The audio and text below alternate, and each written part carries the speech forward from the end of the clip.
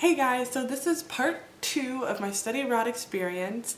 At the end of my last video, I left off with I had just been leaving Copenhagen and I was in my journey to Germany. So that's what I'm going to start off talking about. So without further ado, let's just go ahead and get started. So I was in Denmark for a while. How long? Like 3-4 weeks? Yeah, only like a month. Like it felt like longer, but it actually wasn't really that long. And my friends, or the people that I had been studying with, in connection with my university, they headed back to the States, but I headed over to Germany because I have family there. And so I was going to stay with her for a little bit and we were going to travel around, and she said she was going to show me around Germany, which I was very excited about. And she did. So, but getting to Germany, oh my gosh, I have a horror story for you here. I booked a flight. I couldn't find any direct flights from Copenhagen to Frankfurt, which is where I was flying into. So I had to take a connecting stopover. I had to lay over in Belgium.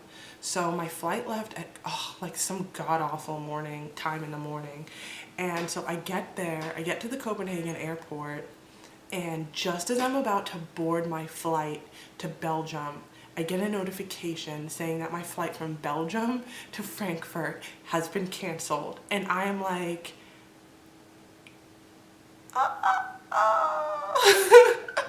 like, I did not know what to do. I was like, how can you just cancel this flight last minute on me? Like I checked my luggage already to wherever my end destination, Frankfurt. Like, what is going on, you know? So the minute I landed Belgium, I go to the airline that was supposed to take me from Belgium to Frankfurt, and I'm like, hey guys, what's going on? What's the deal?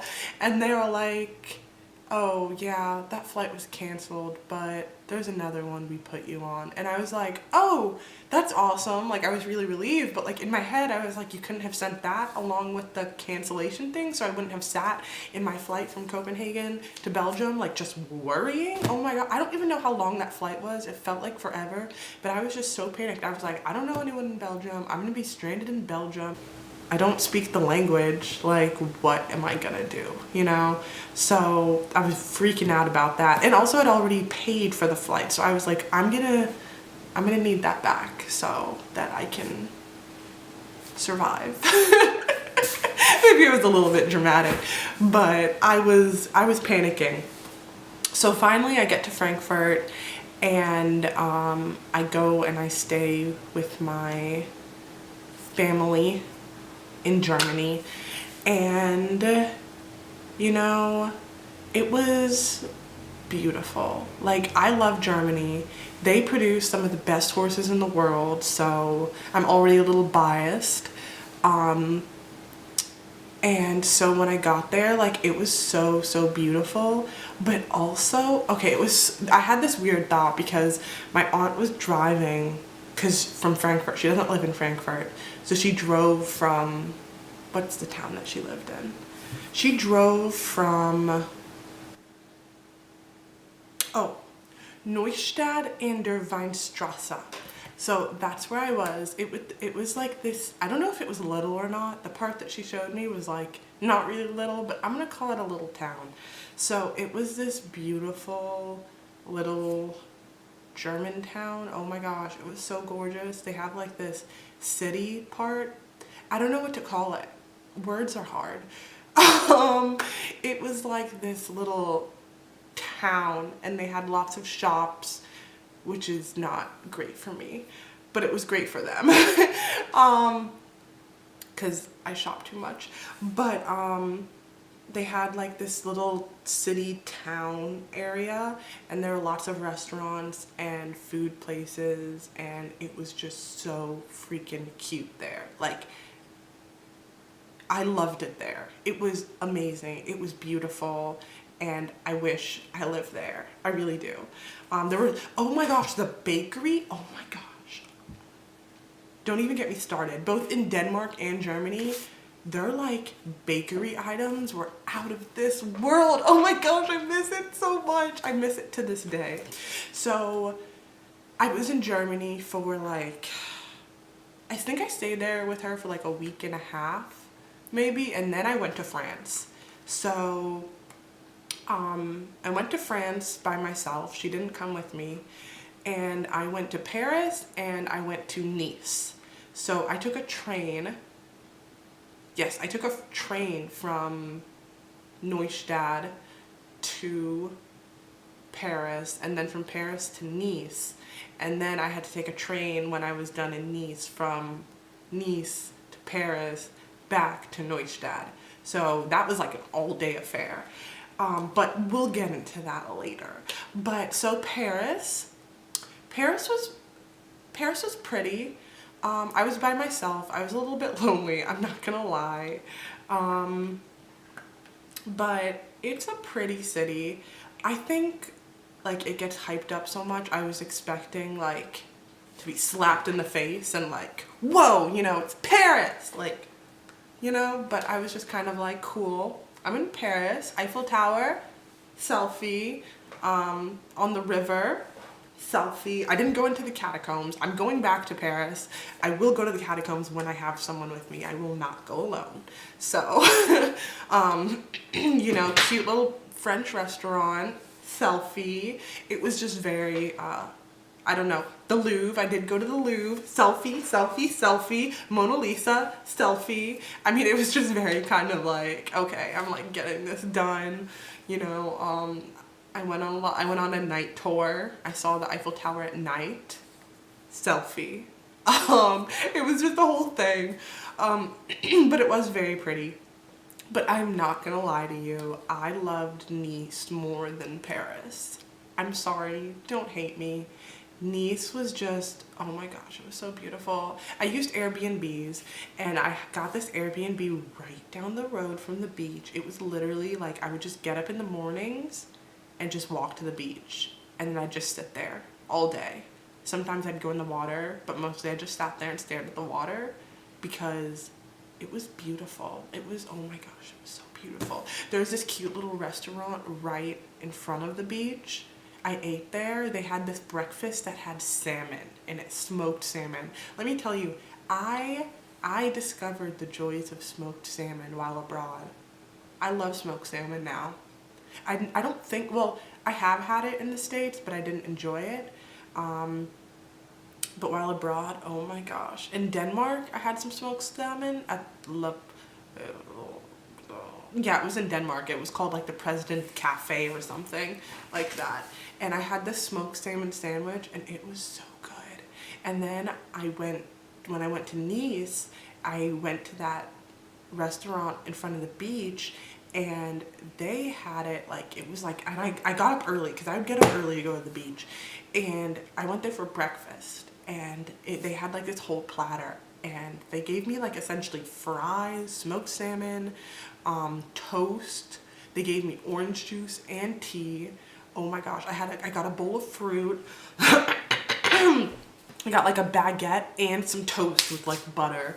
I mean, it was a beautiful, beautiful breakfast. If you want to see it, actually, it's on my Instagram. That was hard. Okay, yeah, so if you want to see my breakfast and some of the pictures I took at the beach, like I said, I have no words for it. It was just a beautiful, beautiful town, city. I don't know what to call them. Yeah. Oh, horror story. Even though I took French for 7 years, classroom French is very different from France French. So it's been I just want to emphasize that, 4 years since I last took a French class. I took German, funny enough, in college. German 1. I got an A in it, just so you know. But it's been 4 years since I took French. I did take French for 7 years in school. And it started coming back to me. So I'd always been the type that I understood it way better than I spoke it. So being in France was kind of like, I understood a lot of the conversations going on around me, but I had very limited conversational skills. And then while I was touring Paris one day, I lost the keys to my Airbnb and my phone was dying. And I didn't realize this till the end of the day. And so now it's getting dark and I'm panicking. And so I ran back to the last place I remember seeing my keys. And they're closed, okay? And oh my gosh, God was watching out for me because I saw someone in the shop. And so I started like knocking frantically on the door. I was like, please come to the door. And he's like, no, you know, we're closed. Like, look at the hours. And I was like, I just need 1 second, just 1 second, you know? And he comes out and he says in French, like, what do you need? And I'm like, oh crap. I'm like, you know, and I said in French, like, do you speak English? And he was like, no. And I was like, well, that's the extent of my conversational French. So that, and do you know where the bathroom is? So I'm like, oh, okay. And so I start like trying to like mime it, you know, I'm like, the keys to my hotel, I lost them. I can't find it. Did anybody turn in some keys? And he's just staring at me like I'm a crazy person, which my miming skills are not great. So I can't even blame him because like, would I have gotten what I was saying if I didn't speak? You know, no, I wouldn't have gotten it. So how could I blame him for not getting it? So he's like, he says to me, he's like, 1 second, someone who speaks English will be here. And so one of the buses pulls up and this guy gets off and he says to the guy like, can you translate? And so the guy turns to me and I explain to him what happened and then he explains to the guy what happened and he's like, no, sorry, nobody's turned in any keys. And I'm like, it's dark by this point and my phone has died, so I don't know how to get back to my Airbnb because it was a long way from I walked there, so it was kind of a long way from the center of Paris to my Airbnb. And I had gotten like map directions, walking map directions, and I did not remember it. And my phone was dead and it was dark and I just wanted to cry. So I'm just standing there trying to figure out what to do. So like my phone, I can't call anyone. Like I'm just gonna have to be a hobo on the streets of Paris for a night. So I'm standing there and the guy comes out of the shop and he's like, are these your keys? And I was like, oh my gosh, yes, those are my keys. And he's like, yeah, we thought they were our keys. Someone tried it in the door and they didn't work. And I just remembered, good thing you hadn't left yet. Because I was about to like just wander off, you know? So that happened. And then finally I went down and I was like, by chance, do you know how I could get here? Because I did remember the address. And he was like, if you go down into the subway, there's always someone there 24 hours to give you directions. And they can like, they'll print out the directions and they'll tell you which subway to take. And I was scared to get on the subway because the guy whose Airbnb it was told me not to use the subway because he said it was super difficult to use. And I was like, okay. But I go into the subway and it was super easy. Like the subway system, it wasn't difficult at all. Like you just have to pay attention what direction you're going and like what color you're on and whatnot. So I go down and I make my way to my Airbnb and there's like a code you have to punch in order to get into the apartments. And so I pull up the code because I did manage to charge my phone for a little bit. So I had like 5%. And I punch in the code and the code is wrong. And I punch it in again and it's still not right. And I was like, this is not my day. Yeah, so I get to the apartment, the code doesn't work, and I was just like, and it's like pitch dark by this time. It was like 11 o'clock and p.m. And I just sat by the door and cried. Like, I didn't know what else to do. That was it. I'd gotten that far only to be bested by the door code. I mean, that just sucked. And luckily enough, there was this girl leaving. She was around my age, and she like opened the door, of course startled to see some girl just sitting by the door crying. And I jump up and I'm like, oh my gosh, thank you. Do you know if they like changed the code? I couldn't get in. Whatever. And she was like, she was definitely like, what is going on, you know? And she's like, no, I don't think so. I was just visiting my boyfriend. Do you want the new code? Do you want to check to see if like, if there is even a new code or whatever? And I'm like, I'm crying. I'm definitely scaring her. She's like, what's going on, you know? And I like, she's like concerned for me, which was sweet. And I was just like, no, I think I'm just gonna go to bed now. It's been a long day. And she's like, okay, well, if you're sure everything's okay, like, I was like, yeah, it'll be fine. And that was the end of that. And so that happened to me in Paris, and that totally sucked. But that kind of leads me into my next point, which is getting around in Europe. Don't let anybody tell you that not to bother using any sort of transportation system, because guess what? You're not stupid and you can figure it out, okay? Because I was so, I wasn't angry necessarily, but I was definitely like pissed off when that guy told me not to use a subway, and then I go down to the subway and find out it was like simple to use. Now I understand that some transportation systems might be more complex than others, i.e. the tube in England, but even that, like, you can figure it out, you know? And so it's worth the effort to try. Like the buses, the trains, the flights, like, you can do it. It's okay. Don't be scared to try, because, you know, walking, you're probably more likely to get lost and or end up in a bad area. And I'm gonna go ahead and assume you don't speak the language, which means you can't talk yourself out of any sort of trouble you may run into.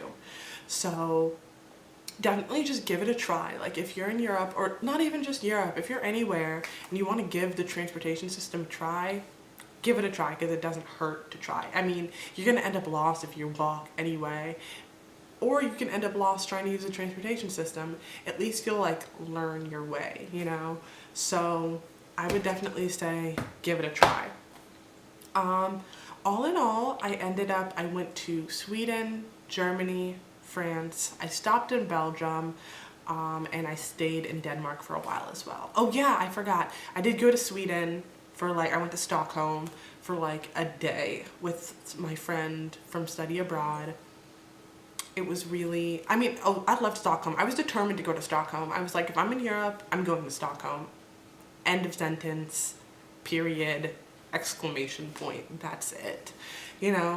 So I did go to Stockholm, and it was a beautiful city, and I took lots of pictures. Yeah. And so I think that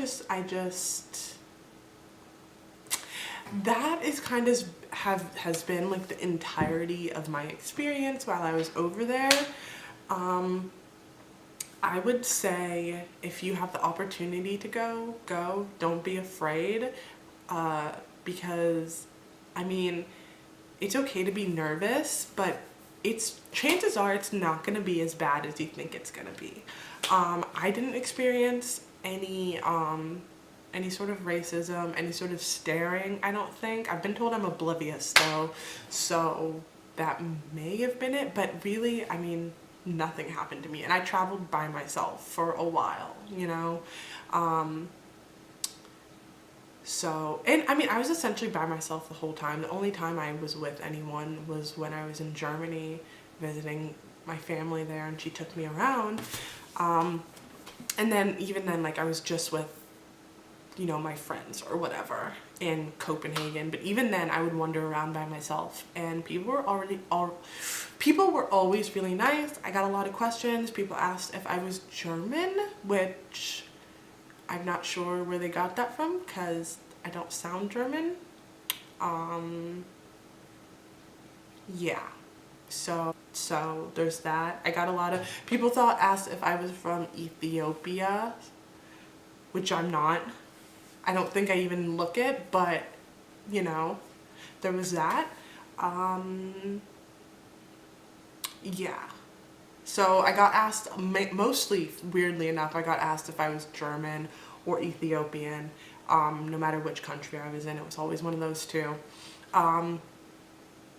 What I learned, I learned that Europeans, I don't like to generalize stuff, but in my experiences in all of these countries, I learned that like queues, lines, it's like not really a thing. Like they don't believe in it, you know? So when someone jumps in front of you in line, just jump back in front of them, you know, but try not to start a fight or anything, because it's not your country. But yeah, that's mostly what I learned. I hope you enjoy listening to me ramble on about my experience abroad. I am going back. Well, I plan to go back fairly soon. I don't want to say anything yet, but I'm very, very excited about the possibility of going back. So I'll keep you tuned in on that one. If you want to see pictures from my trip, you can check out my Instagram. And I think that's about it. So if you like this, go ahead and give it a thumbs up. If you want to check out my channel for more videos, go ahead and go do that down there. And subscribe, because I have a lot of cool stuff coming, and I do plan to talk about my study abroad experience a little bit more. I know this video was really, really long, so thank you if you watched all the way through. I appreciate you. Mwah! Bye!